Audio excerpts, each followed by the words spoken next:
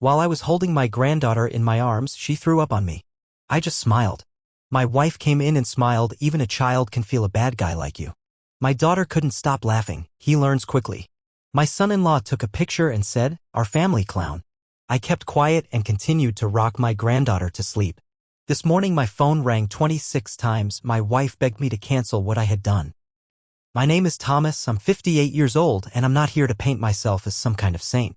I've made my share of mistakes. Anyone who's lived nearly 6 decades has, but if there's one thing I can say with pride, it's this: I built something out of nothing. I dropped out of college at 21 to start a small handyman business. Nothing glamorous. Just a kid with a rusty pickup truck and a toolbox trying to survive. Over the next 35 years, that little business grew into a respectable construction company. My hands are rough, my knees crack when I get up, and yeah, I've got a bit of a beer belly now. But everything I have, I earned the hard way, not that my family ever seemed to notice. When I married Cheryl, she used to look at me like I hung the moon. She bragged about how hardworking I was, how I could fix anything, how I didn't mind getting my hands dirty. Somewhere around our 15th anniversary, that pride started turning sour. Maybe it was seeing her college friends climb the corporate ladder, wearing fancy suits and living in big houses, while I still came home with dirt under my fingernails. Maybe it was jealousy when her sister married a surgeon. I don't know. But it started first as little jabs, then as something far crueler. At first, it was small, almost playful. "Oh, Tom, you're tracking mud in again." Typical construction guy, she'd laugh. I laughed too. It didn't seem like a big deal. But slowly, the jokes got sharper. Less funny. By the time our daughter, Vanessa, now 31, was a teenager, she had picked up the same tone. And when she married Kevin, a 33-year-old tech consultant whose job still baffles me to this day, the pattern was complete. It was like they all spoke the same language, one where I was the punchline. 3 years ago, Vanessa and Kevin were struggling to find an affordable place to live. Housing around here is insane. I own a small rental house that brings in decent money, but I figured family comes first, right? So I offered it to them at less than half the going rate. $950 a month for a place that easily rents for $2,200. I fixed everything myself when it broke. Paid for their streaming services because they were still logged in under my accounts. Added their cars to my insurance temporarily, which somehow stretched into years. Babysat their baby girl, Emily, for free whenever they needed. And what did I get in return? Snide comments. Mockery. Disrespect. Last Christmas, Kevin held up my old Samsung phone in front of the whole family and said, "It's impressive that someone who still writes checks at the grocery store can run a business." Everyone laughed. Cheryl laughed the loudest. I didn't. At family dinners, Cheryl would roll her eyes at me for not knowing which fork to use during fancy meals. I guess growing up dirt poor didn't come with etiquette lessons. Just a month ago, I overheard Cheryl telling her sister that I was the poster child for guys who peaked in high school. I lettered in football and wrestling back then. It was something I was proud of once. Now it's apparently something to pity. Vanessa became a carbon copy of her mother. Last week, I went over to their house to fix their broken dishwasher, saving them a hefty repair bill, and while I was elbow-deep under the sink, I heard her cooing to Emily, "This is why you'll go to college, sweetheart. So you don't end up crawling around on dirty floors like Grandpa." I just kept working. What else could I do? But 2 days ago, it went too far. They broke something in me that day. Something I didn't even realize was still holding on. It was supposed to be a simple afternoon. Cheryl, Vanessa, and Kevin had gone to a wine tasting event. I was watching Emily, who was just 8 months old, the only person in that house who actually smiled when she saw me. I fed her a bottle, rocked her gently, sang some silly little song. Normal grandpa stuff. Then she got fussy and, without warning, threw up all over my shirt. I chuckled, told her it was okay, and started cleaning us both up with a towel from the kitchen. That's when they all walked in earlier than expected, laughing and tipsy from their wine outing. I looked up, half laughing myself, still holding Emily against my chest. And then Cheryl wrinkled her nose and said, loud enough for everyone to hear, "Even the baby can tell what garbage feels like." My wife. The woman I gave my life to. Vanessa snorted and said, "She learns fast." Kevin, grinning like a jackal, whipped out his phone, snapped a picture, and said, "Family clown right here." I didn't say a word. I just kept wiping Emily's face gently, cleaned myself up, and rocked her until she fell asleep against my chest. Then I tucked her into her crib, kissed her forehead, and left without a sound. Cheryl got home about an hour later, still complaining about the woman in front of her in the yoga class line, like nothing had even happened. I couldn't sleep that night. Couldn't get their words out of my head. Garbage. Family clown. 35 years of marriage. One daughter I love. A granddaughter who means the world to me. And that's how they saw me. As trash. As a joke. Something inside me snapped in the quiet of that night. And when the sun came up the next morning, I made a decision. A decision they were never going to see coming.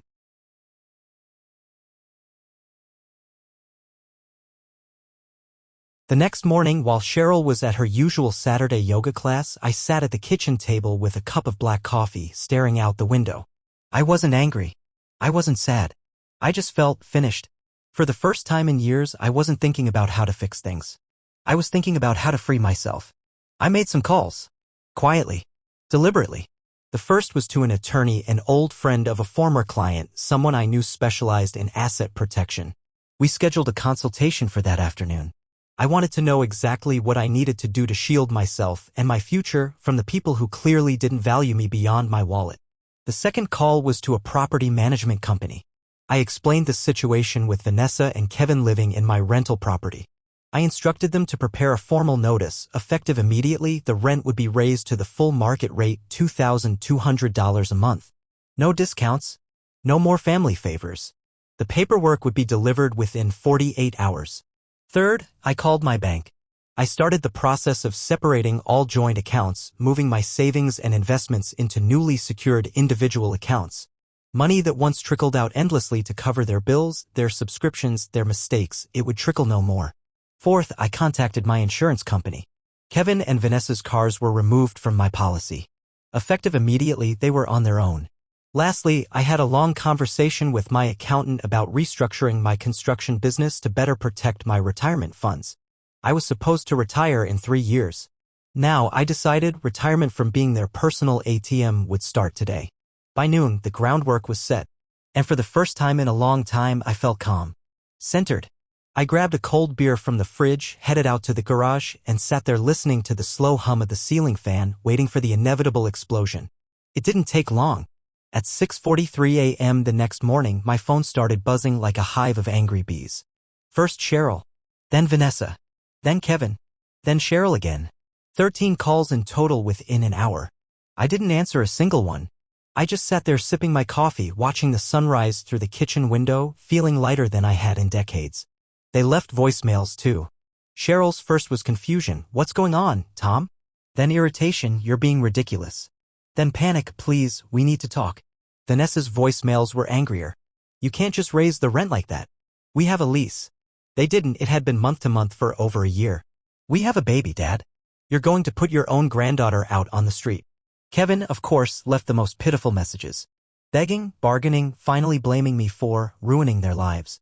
I didn't respond to any of them. I didn't feel the need to. By the time Cheryl stormed through the front door later that afternoon, her eyes wild and her face red, I was ready. She slammed her purse down on the counter and demanded to know what I was thinking. Was I having a mental breakdown? Was I cheating on her? Had I lost my mind? No, I said calmly, taking another sip of my coffee. I just finally woke up. That threw her off. For a moment, she looked genuinely scared. Then, like flipping a switch, she softened. Called me honey, sweetheart, tried to slip into that old syrupy tone she used when she wanted something.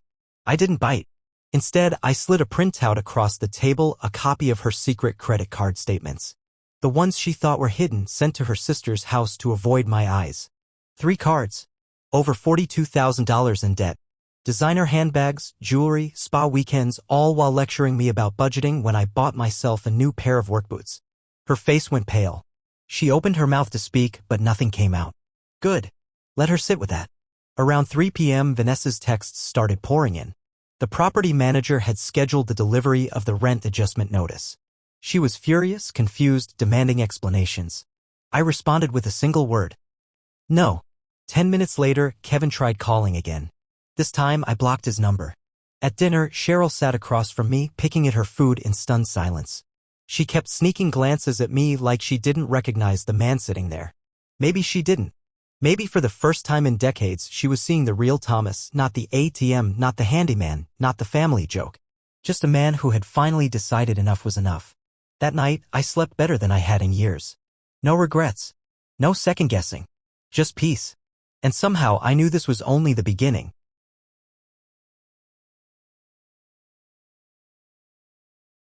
It didn't take long for the real cracks to start showing. A few days after I cut the financial cord, Vanessa called asking if we could meet for coffee without Kevin. She sounded strained, almost scared. I agreed, curious to see what was coming next. When she showed up, she looked nothing like the polished young woman who used to roll her eyes at my outdated phone. Her hair was a mess, she wore no makeup, and her hands trembled slightly as she pushed a laptop across the table.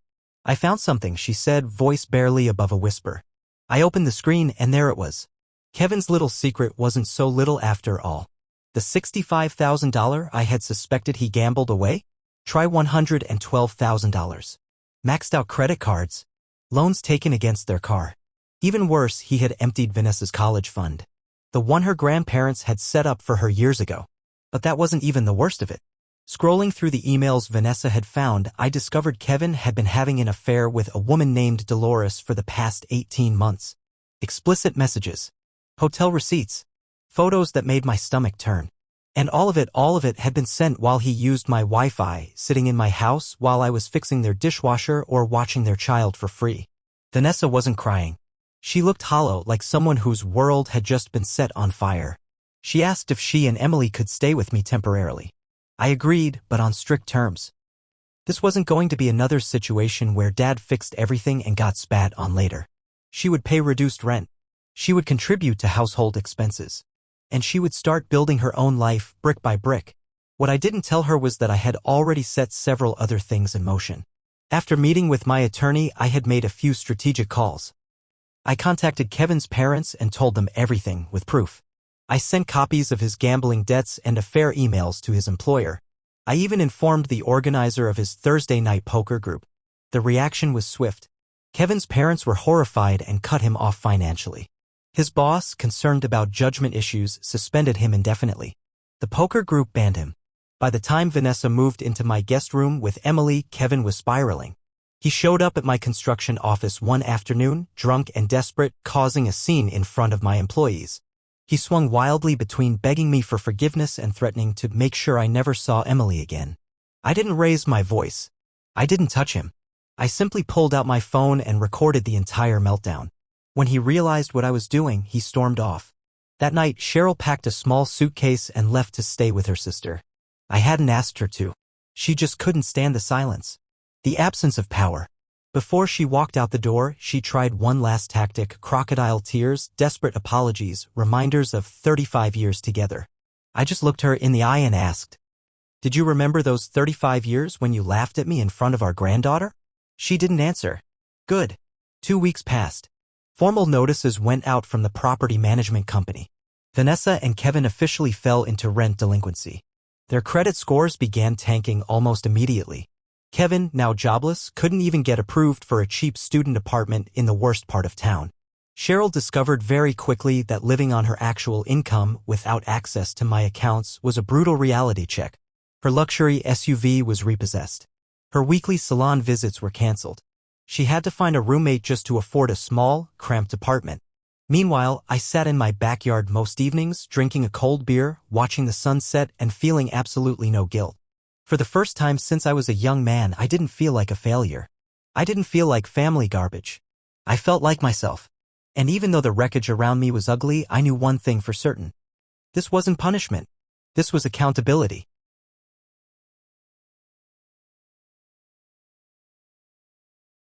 6 months later, everything had changed. And for once, it had changed on my terms. Vanessa and little Emily moved into a small but clean 2-bedroom apartment across town. It wasn't fancy. It wasn't what she was used to. But it was hers, paid for by her own job, her own sweat. She picked up a second job in retail, started seeing a therapist, and even managed to slowly rebuild her savings. When she thanked me for letting them stay temporarily, I reminded her. This isn't charity, Vanessa. You're earning this life yourself. Don't ever forget that. As for Kevin, he was a ghost of his former arrogant self. He spent 30 days in an inpatient gambling addiction program after the police found cocaine in his car during that drunk meltdown at my house. He eventually got a job delivering packages for a courier service, a far cry from his tech genius days. He was allowed supervised visits with Emily twice a week. Whenever our paths crossed, he couldn't look me in the eye. Good. Cheryl, meanwhile, was a shadow. We went through 6 marriage counseling sessions because even though I didn't know if reconciliation was possible, I needed closure either way. She had gained weight, stopped coloring her hair, her once perfect nails bitten down. She looked like a woman who finally understood the full weight of her own choices. We were still separated. I wasn't rushing to change that. And if I'm honest, I wasn't sure I ever would. The counselor said I carried a lot of unresolved anger. He wasn't wrong. But honestly, anger had been the fire that finally pushed me to save myself. And I wasn't ready to snuff it out just yet. Yesterday was Emily's first birthday. Vanessa threw a small party at her apartment, nothing extravagant, just close family. I showed up early to help set up. Balloons, streamers, a tiny homemade cake. No snarky comments. No sideways insults. Just a strange, almost uncomfortable politeness from everyone. At one point, I was sitting on the couch, holding Emily after she had finished her little smash cake session. She giggled, kicked her feet, and then, in a perfect repeat of the moment months ago, she threw up all over my shirt. For a second, the room froze. No one moved. No one spoke. I could feel every eye on me watching, waiting. I smiled down at Emily, wiped her chin with a napkin, and said gently, "It's okay, sweetheart. Grandpa's not going anywhere." Then I looked up, scanning the room. Cheryl stared at the floor. Kevin backed away like I might hit him. Vanessa shook her head quickly, avoiding my eyes. I smiled a little wider and asked, "Anyone want to say something about garbage now?" "No?" "Thought so." Silence. And in that silence, I felt it, the final shift. They finally understood. I wasn't a joke. I wasn't an ATM. I wasn't a doormat. I was the man who built a life from nothing and finally decided he was worth protecting. The old family dynamic was dead. Buried. And I didn't even need revenge to feel victorious. Just sitting there, rocking my granddaughter, surrounded by the uncomfortable silence of people who had once mocked me, that was enough. Sometimes the sweetest revenge isn't yelling, or fighting, or even winning outright.